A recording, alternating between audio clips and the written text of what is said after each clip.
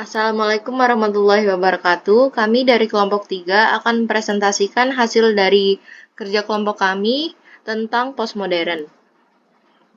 Anggota dari kelompok kami yaitu saya sendiri, Aliana Smeherani, Atika Ratu Hasanah, Kidung Cinta Anjani, Renita Diah Ayu, Sania Hairunisa, dan Tahira Siti Nursalihah. Yang pertama yaitu postmodern. Postmodernisme berarti setelah modernisme. Gerakan ini merupakan reaksi terhadap modernisme yang dipengaruhi oleh kekecewaan yang ditimbulkan oleh Perang Dunia Kedua. Postmodernisme adalah gerakan filosofis yang mempengaruhi seni dan juga pemikiran kritis sepanjang paruh kedua pada abad ke-20. Karya dalam postmodernisme cenderung memiliki sikap yang penolakan atau ironi terhadap narasi yang diterima secara umum. Postmodernisme merupakan unsur dari humanisme desain. Yang kedua yaitu tanda visual di era postmodern.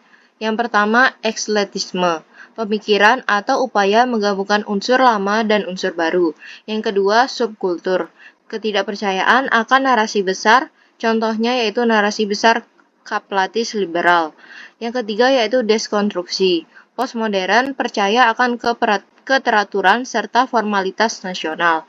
Yang keempat yaitu parodi, mengutamakan nilai kemanusiaan yang penuh dengan perasaan dan juga berekspresi bebas.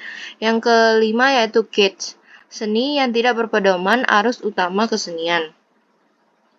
Yang keenam yaitu double coding, seni tidak lagi memiliki makna yang tunggal. Dan yang terakhir yaitu hyperrealitas, hilangnya batas seni dan juga kehidupan.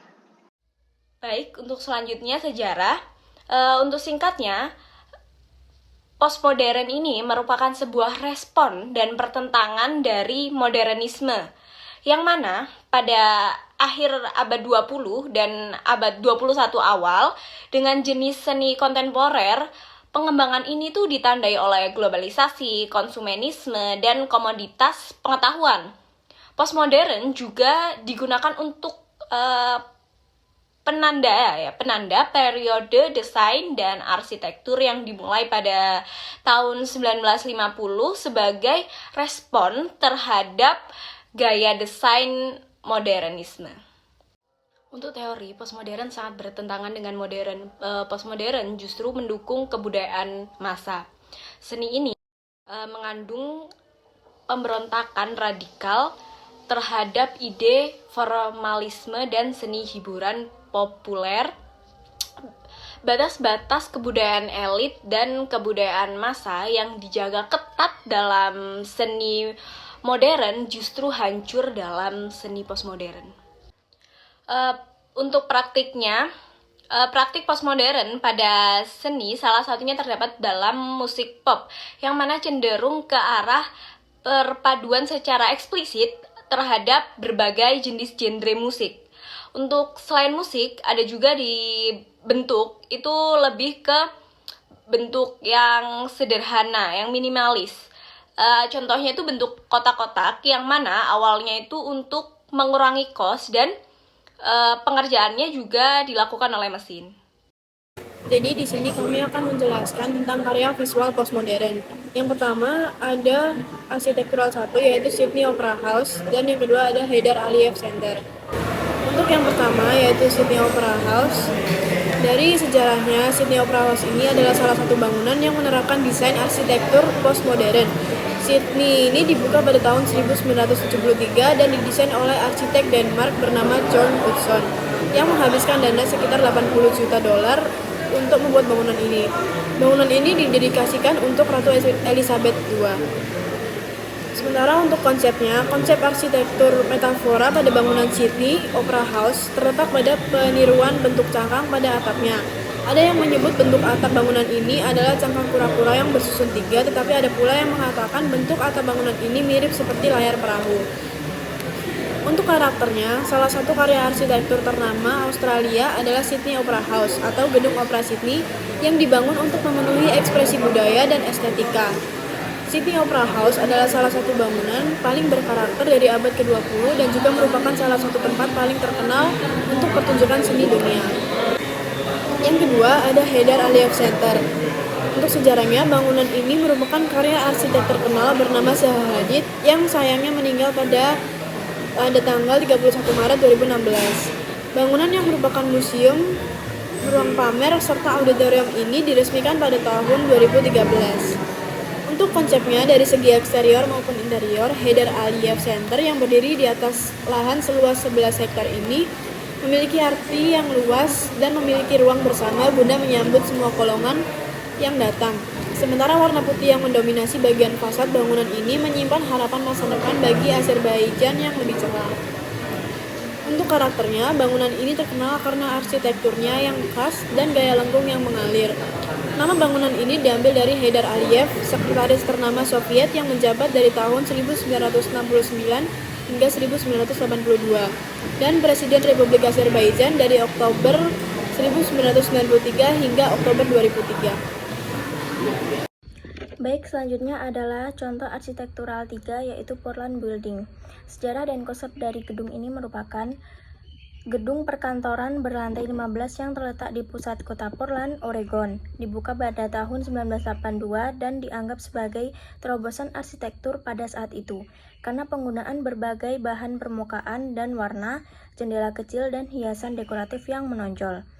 Untuk karakternya sendiri, gedung Portland merupakan ikon arsitektur postmodern dan merupakan gedung perkantoran tinggi postmodern besar pertama yang berupaya untuk menciptakan kontinum masa lalu dan sekarang berupa sebuah patung wanita bernama Portianda.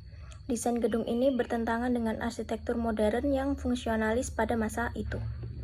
Nah, di sini saya akan memberikan contoh karya visual postmodern yaitu advertising, dan saya akan memberikan contoh advertising 1 dan 2. Pada advertising 1, kita menganalisa tentang iklan Goat Milk.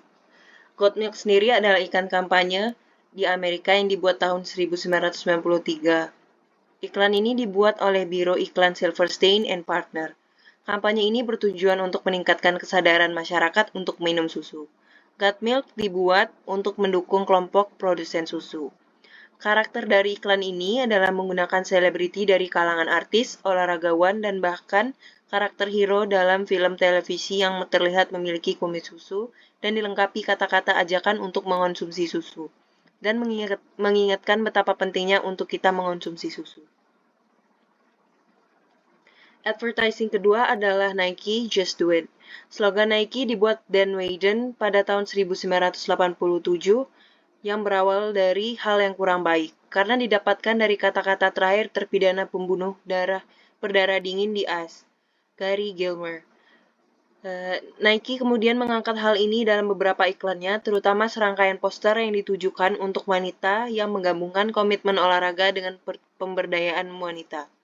Karakter dari slogan ini adalah bagian dari kampanye iklan yang sangat sukses yang menargetkan orang Amerika tanpa memandang usia, jenis kelamin, atau tingkat kemampuan fisik dan mendorong mereka untuk menjalani kehidupan yang sehat, bugar, dan gembira.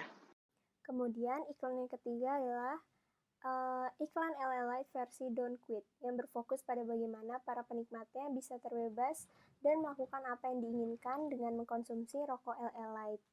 Dan pada awal tahun 2000-an, LA Light sendiri memiliki jargon enjoy aja, kemudian beralih menjadi berani enjoy, dan kemudian seiring berkembangannya waktu, dipengaruhi oleh aliran postmodern, saat ini LA Light menggunakan jargon versi Don't Quit yang mengusung tagline Let's Do It. Melalui jargonnya ini, LA Light mencoba memberikan pesan yang menghubungkan rokoknya dan produknya dengan semangat anak muda yang harus enjoy, berani tampil apa adanya, dan melakukan apa yang mereka inginkan. Nah, penggunaan kata don't quit ini merupakan teks semu yang memiliki banyak arti.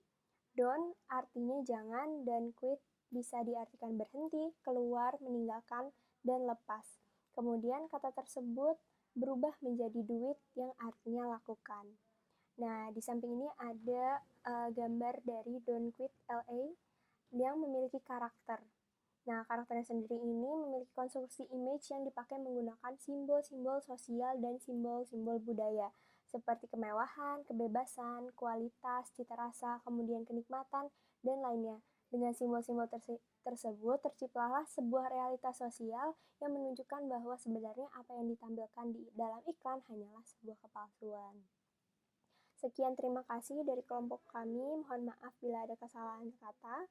Wassalamualaikum warahmatullahi wabarakatuh.